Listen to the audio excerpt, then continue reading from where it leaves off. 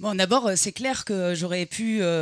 vous parler de plein d'autres choses. J'aurais pu vous parler de mes mémoires de consultante en management auprès des entreprises du CAC 40, parce qu'en matière de bullshit jobs, ça se posait là, mais j'en ai heureusement démissionné il y a 10 ans. J'aurais pu aussi, dans la lignée de ce que vient de dire Jacques, vous parler des conditions de travail des salariés de Samsung en Corée du Sud, parce que je viens de faire un papier sur ce sujet dans l'excellente revue du parti de gauche L'Intérêt Général qui est en vente à la librairie. Et puis, j'aurais aussi pu improviser sur l'actualité, puisque la nouvelle du jour, c'est quand même qu'Emmanuel Macron vient d'inventer le plus bel oxymore de l'année, en transformant le compte pénibilité en compte dit de prévention. Mais attention, en matière de prévention, maintenant, pour pouvoir bénéficier des avantages liés à l'exposition aux risques chimiques, il faudra que votre maladie soit avérée. Voilà la prévention selon notre bon président de la République. Et puis en fait, on s'est dit qu'au vu de la période, il fallait aussi qu'on se donne quelques billes pour se projeter dans une société post-capitaliste, quelques billes pour rêver, pas comme de doudingues rêveurs, mais au contraire comme des gens responsables, puisque c'est bien connu, hein, les plus déconnants, ce n'est pas nous. Et donc, on a choisi de vous parler aujourd'hui d'écosocialisme. Alors, l'écosocialisme, c'est quoi? Je vais aller rapidement parce que je vous en ai déjà parlé pour les plus attentifs d'entre vous l'année dernière et que tout est décrit dans ce petit manifeste de 18 thèses pour l'écosocialisme. L'écosocialisme, c'est un projet sur lequel on a retravaillé parce qu'il existe depuis les années 70, qui est un projet qui vise à prendre ce qui s'est fait de meilleur, à la fois du côté du socialisme, le socialisme des origines, hein, parce qu'il en est advenu depuis, du côté de l'écologie politique, et d'une certaine manière de marier à la fois le rouge et le vert, comme on le dit souvent, mais aussi le bleu de travail. Et j'en viens justement à ce sujet de la place de l'emploi dans la bifurcation écosocialiste, c'est-à-dire concrètement, qu'est-ce qui se passe à partir du moment où nous aurons enfin fait face aux nouveaux enjeux qui s'imposent à nous? Je pense notamment aux questions d'environnement et aux questions de climat qui, au vu des derniers indicateurs, continuent à s'emballer. Hein. Les dernières statistiques qui ont été publiées par l'Organisation mondiale météorologique sont extrêmement alarmantes quant au dérèglement climatique, quant à l'extinction de la biodiversité et donc quant aux conditions même de la vie humaine sur Terre dans les années qui viennent. Et donc, voilà, qu'est-ce qui se passe à partir du moment où on prend enfin en compte réellement ces enjeux-là et qu'on veut les mener de pair avec la question de la crise sociale. Parce que le problème aujourd'hui, c'est que, évidemment, on ne peut plus dissocier la question sociale de la question environnementale. Pour plusieurs raisons. D'abord, une raison, je vais faire dans le cynisme après ce que vient de nous dire Jacques, parce que concrètement, aujourd'hui, la plus grande préoccupation, la préoccupation immédiate majeure de la grande majorité de nos concitoyens, c'est de savoir comment ils vont faire à la fin du mois pour payer leur loyer. Et donc, comment est-ce qu'ils font pour avoir un travail qui, pour l'instant, pour la grande majorité des gens, est quand même la première source de revenus. Donc, la question des conditions de vie humaines sur Terre à terme et du dérèglement climatique ne fait pas partie des préoccupations immédiates et donc nous avons besoin de les relier à la question sociale et notamment à la question de l'emploi. Et puis une autre raison plus fondamentale, c'est tout simplement que les causes aujourd'hui de la crise environnementale, de la crise climatique dans laquelle nous sommes et de l'urgence sociale dans laquelle nous sommes également sont les mêmes. Jacques en a très bien parlé. Le système capitaliste tel qu'il fonctionne aujourd'hui, avec cette pression de l'actionnaire pour faire en sorte que la rentabilité du capital investi soit la plus importante possible dans un laps de temps le plus court possible, eh bien, c'est cette pression actionnariale qui pousse à la fois à aller chercher le coût du travail, comme ils disent, le plus bas possible, et donc à délocaliser, à favoriser cette précarité, cette flexibilité du travail. Mais c'est aussi la même logique qui prévaut quand il s'agit d'aller exploiter les ressources naturelles, les écosystèmes, et d'aller pomper un maximum sans se préoccuper de ce qui se passera par la suite quand un certain nombre de ressources qui ne sont pas inépuisables seront épuisées. Donc ce sont les mêmes ressorts, et parce que ce sont les mêmes ressorts qui conduisent à l'urgence climatique et à l'urgence sociale, nous devons, nous, pour y répondre, apporter une réponse qui, elle aussi, soit systémique et qui prenne en compte l'ensemble de ces dimensions. Ensuite, deuxième raison pour lier la question de l'emploi et la question du climat, c'est parce que pendant des années, la question écologique a en réalité été abordée par le petit bout de la lorgnette environnementaliste. Et en abordant cette question uniquement par la question des dégâts causés sur l'environnement et de leur réparation, on s'est retrouvé dans des situations totalement absurdes, où vous aviez par exemple autour d'un risque de fermeture d'usine, d'un côté des activistes environnementaux qui se battaient pour fermer l'usine polluante, et de l'autre côté, dans le camp d'en face, des syndicalistes, des travailleurs qui, eux, se battaient pour conserver leur emploi et donc pour que l'usine reste ouverte. Cette dichotomie et cette opposition, dont on voit bien, avec ce que je viens de vous dire sur le système d'organisation de la production capitaliste, qu'elle est stérile, puisque en réalité, ça pousse à s'opposer entre eux, les victimes de l'oppression capitaliste, plutôt que de se mettre ensemble pour renverser les causes de la situation. Cette situation est en train de changer, et on est en train de progresser dans les mentalités sur le fait que la question n'est pas d'opposer industrie et écologie, ou emploi et environnement, mais bien de poser la question de quelle industrie, quel type d'emploi, pour justement rester dans un cadre qui, d'un point de vue environnemental et écologique, reste tout simplement vivable.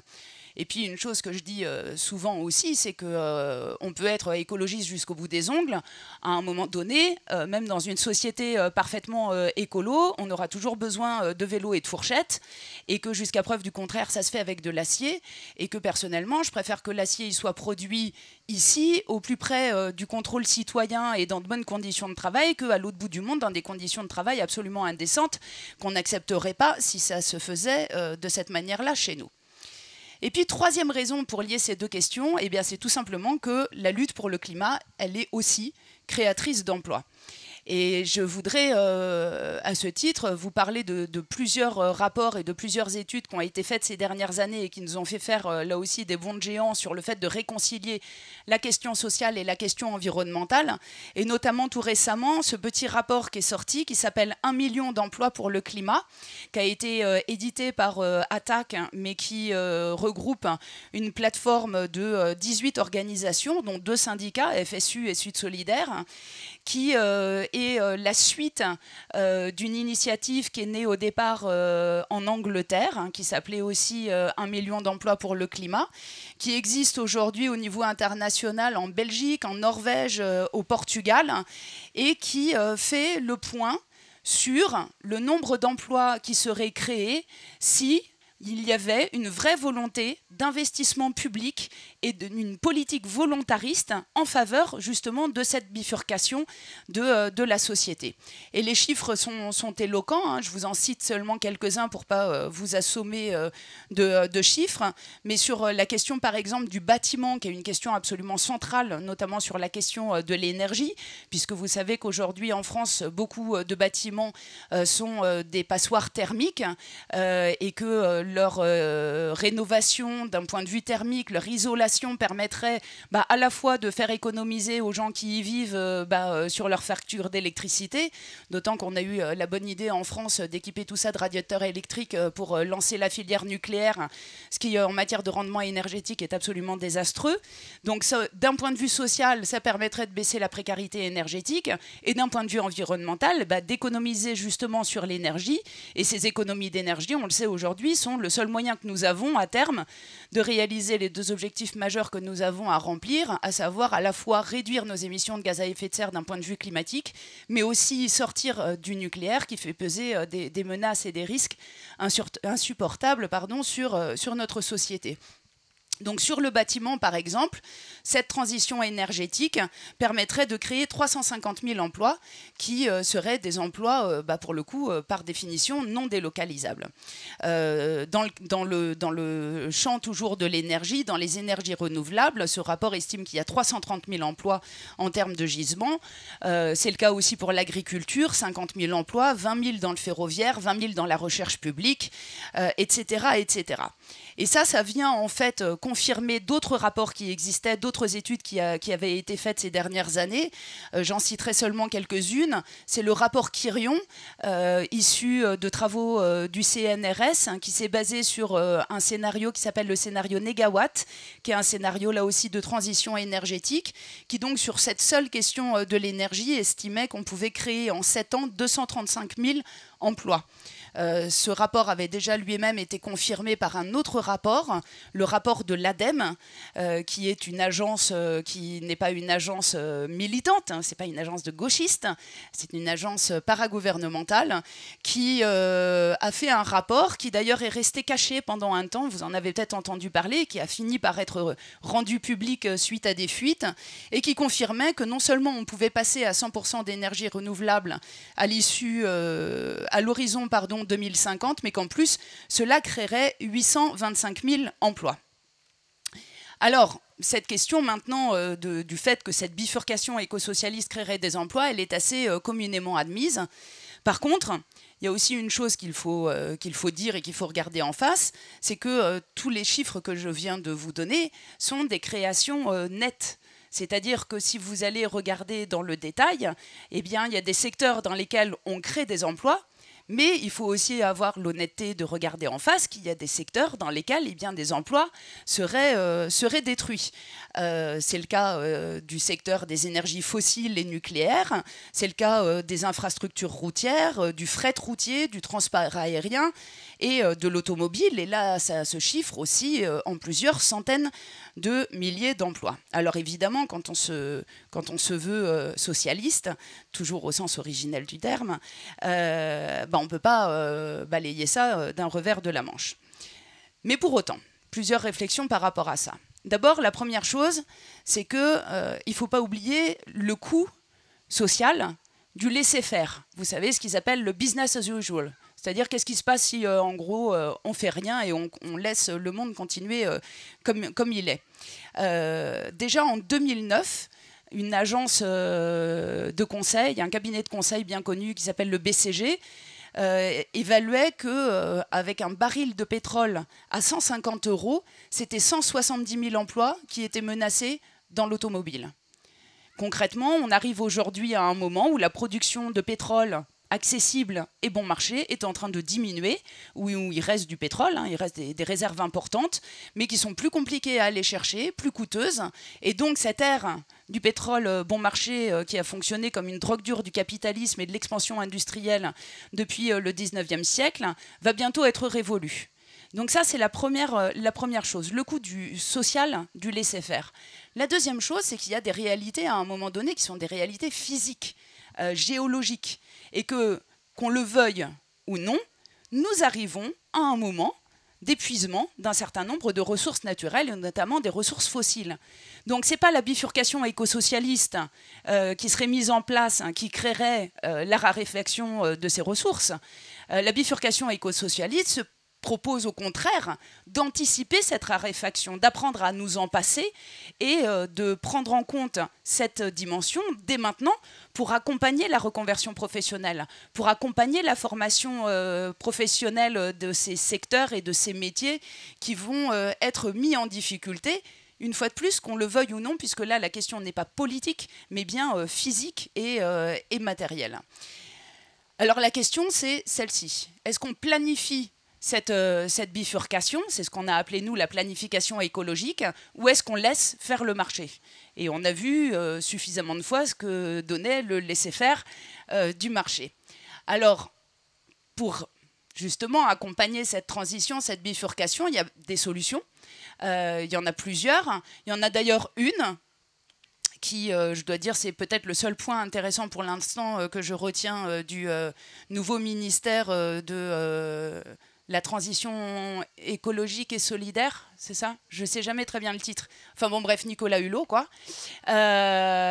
a une proposition qui peut être intéressante, suivant la manière dont elle sera discutée, c'est la question des contrats de conversion.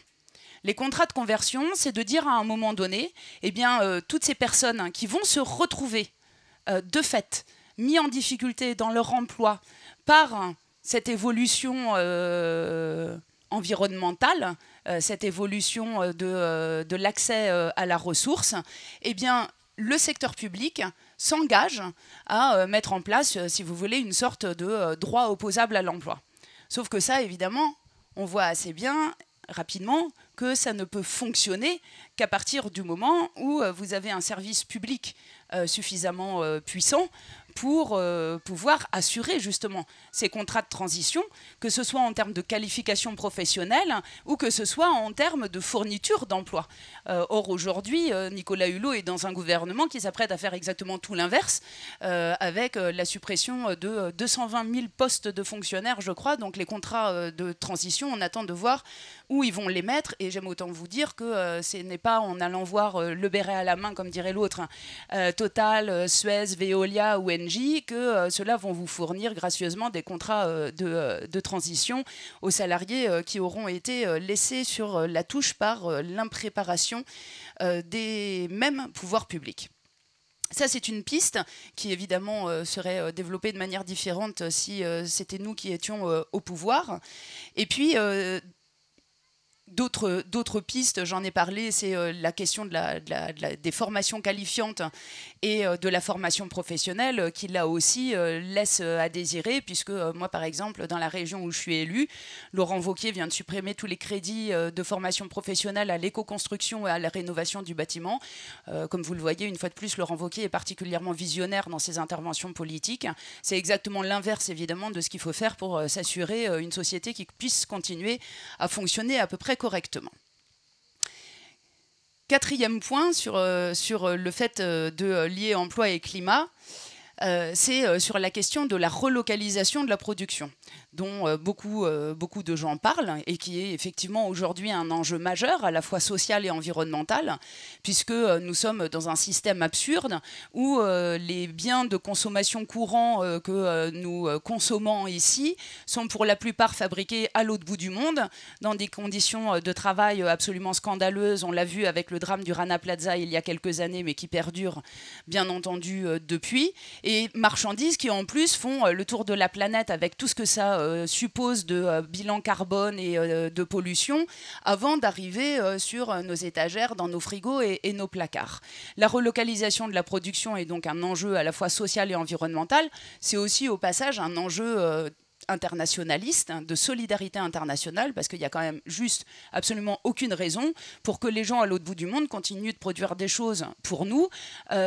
plutôt que de décider de ce qu'ils souhaitent fabriquer pour leurs propres besoins de consommation. Donc la relocalisation, pour ça il n'y a pas 3000 solutions. À un moment donné, il faut mettre en place des mesures de protectionnisme, ce qu'on appelle nous des mesures de protectionnisme solidaire, pour les raisons que je viens d'évoquer.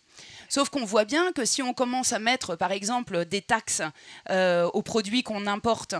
selon les conditions de travail dans lesquelles ils ont été fabriqués, selon le nombre de kilomètres qu'ils ont parcourus avant d'arriver ici, eh bien, ça va avoir un premier effet immédiat, c'est que ça va renchérir le prix de ces produits. Or, aujourd'hui, pourquoi les gens vont chez H&M, Zara et compagnie acheter des t-shirts à 6 €? C'est bien parce que, justement, ils sont à 6 € et que les t-shirts Agnès B fabriqués en France, ils coûtent juste 10, voire 20 fois ce prix-là. On a donc là un hiatus,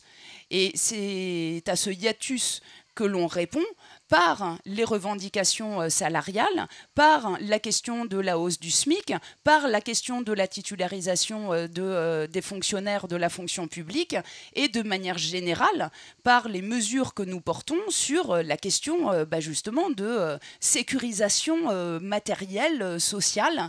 et d'augmentation, même si j'aime pas beaucoup ce terme-là, du pouvoir d'achat. Donc vous voyez bien que la question sociale, elle n'est pas cosmétique. cosmétique par rapport à la question environnementale et vice-versa, et qu'en réalité, un programme éco-socialiste, un programme réellement d'écologie politique et pas uniquement environnementaliste, il va forcément de pair avec cette question sociale et que toutes ces choses sont liées. Donc on arrive en réalité, en partant des enjeux climatiques et environnementaux assez rapidement, à parler de revendications salariales, de conditions de travail, de baisse du chômage et d'un emploi pour tous, ce qui devrait logiquement amener les syndicats et le monde du travail à s'emparer de cette question sur l'ensemble de ces éléments.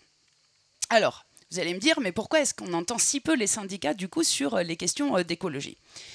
Première chose, parce que, je le disais au début, on est aujourd'hui dans une période de grande précarité qui s'aggrave en France, avec de plus en plus de gens, même de travailleurs, qui ont un emploi et qui sont en grande précarité, voire certains qui dorment dans leur voiture et qui n'ont plus de logement.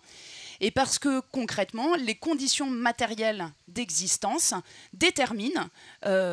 tout simplement l'engagement militant et la capacité à s'intéresser à des questions de long terme qui ne sont pas de l'ordre de la préoccupation immédiate. Et que donc la priorité aujourd'hui des syndicats, et c'est légitime, c'est de défendre ces acquis sociaux,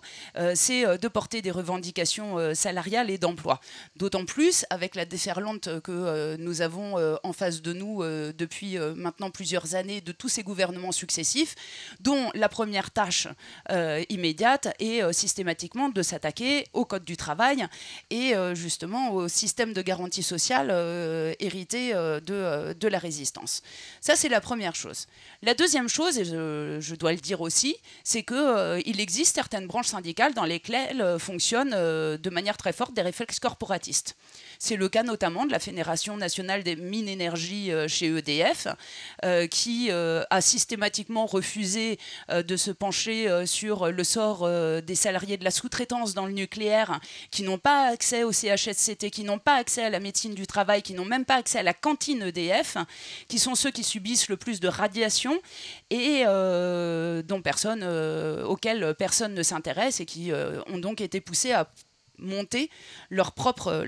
intersyndicale. C'est le même réflexe corporatiste qui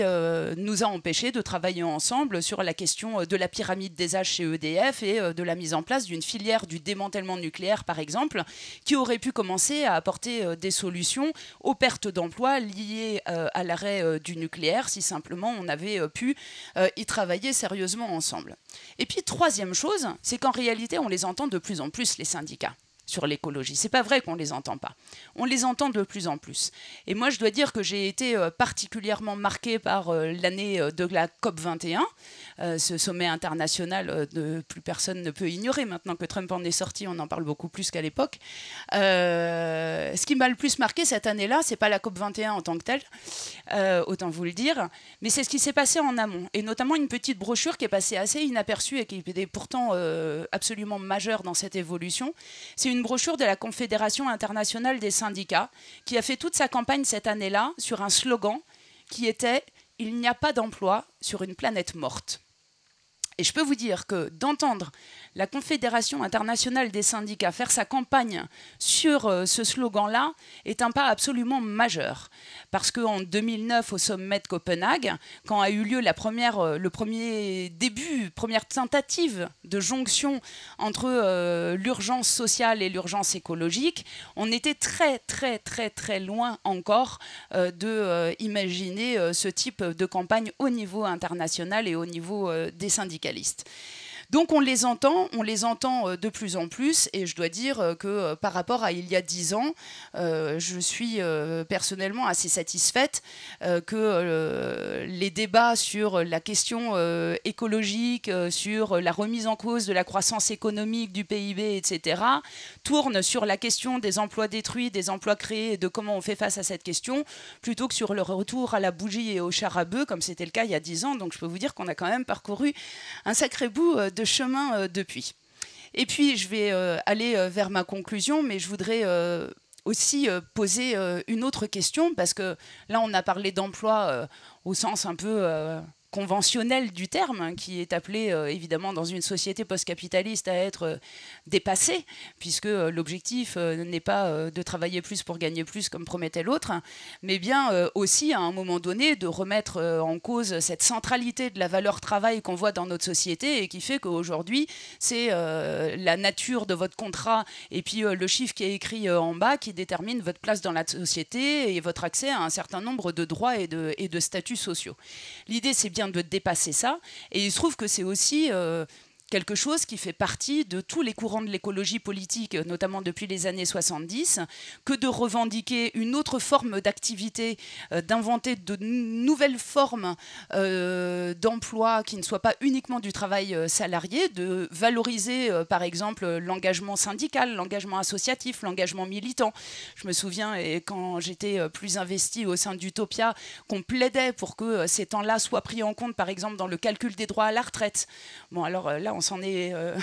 on est en train de s'en éloigner à grands pas avec le gouvernement Macron, mais enfin, ça ne nous empêche pas de continuer à le revendiquer. C'est le cas aussi de la question de la réduction du temps de travail, qui est aussi un des piliers de toute la pensée de l'écologie politique. Donc non pas travailler plus pour gagner plus, mais travailler moins pour travailler tous. Voilà le type aussi de réflexions qui doivent évidemment être liées à cette question de la bifurcation éco-socialiste. Et d'ailleurs, la question de la réduction du temps de travail, qui est elle-même créatrice d'emploi, est aussi une des dimensions qui a été intégrée dans plusieurs calculs, notamment par les travaux de Jean Gadret, sur justement les emplois qui pourraient être créés si on mettait en place cette bifurcation éco-socialiste. Et puis enfin, ça pose la question de la démocratie sociale qu'a évoqué Jacques tout à l'heure, puisque là aussi je rappelle quand même que dans le socialisme des origines, la question de l'autogestion, la question de la propriété collective des moyens de production et la question du pouvoir du salarié dans l'entreprise était quand même un petit peu fondamentale, et qu'il ne s'agirait pas de l'oublier en cours de route face au coup de butoir que nous avons en face de nous du côté des néolibéraux. Et par rapport à ça, cette question-là, elle serait très rapidement aussi mise au cœur du système écosocialiste, puisque dans cette bifurcation, fatalement, à un moment donné, on doit se poser la question de l'utilité sociale de cette production. C'est-à-dire que concrètement, à un moment donné, s'il faut réduire certaines de nos consommations qu'on estimerait inutiles et qui devraient donc être diminuées, ne serait-ce que pour économiser en matière d'énergie, à un moment donné, il va bien falloir se poser la question quand même de savoir qui décide de ce qui est utile ou pas, quoi. Parce que l'idée n'est pas d'avoir un État tout-puissant avec une petite poignée d'oligarques qui décident pour la grande masse du peuple de ce qui est bon pour eux ou de ce qui n'est pas bon pour eux. Et que donc, à un moment donné, alors je suis sûre qu'ici, on a tous notre petite idée sur 2-3 productions inutiles. Personnellement, par exemple, je dois vous dire que les écrans de publicité lumineux, animés, qu'on voit fleurir dans toutes les gares, je suis pas sûre qu'en termes d'utilité sociale, on perdrait énormément à les voir disparaître. Par contre, je peux vous assurer qu'en termes d'économie d'énergie, on commencerait déjà à être sur la bonne voie. Voilà un exemple, mais il y en aurait évidemment plein d'autres. Alors sans aller jusqu'à retrouver l'an 1 de GB qui préconisait l'arrêt de tout, le pas de côté et un temps de réflexion pendant lequel on continuerait à huiler les machines, le temps de réfléchir à ce qu'il faut produire, on aurait quand même bien besoin à un moment donné qu'il y ait des discussions dans les unités de production avec les salariés, qui sont ceux qui font tourner les machines, ceux qui bossent, ceux qui savent comment ça fonctionne, pour réfléchir sur les processus de production, comment les inverser, comment les améliorer, comment prendre en compte ces questions environnementales. Et puis on l'a déjà fait, il n'y a pas si longtemps que ça. Parce qu'à un moment donné, ce qu'on a été capable de faire pendant la guerre, au moment de l'entrée en guerre et au moment de la sortie de guerre, vous avez des unités de production entières qui sont passés de la fabrication de casseroles et de cocottes minutes à de l'armement et inversement à l'issue de la guerre, il n'y a pas de raison que demain on ne soit pas capable de le faire pour sauver les conditions de vie sur Terre et faire en sorte qu'elles soient plus douces et un petit peu plus adaptées au bien vivre.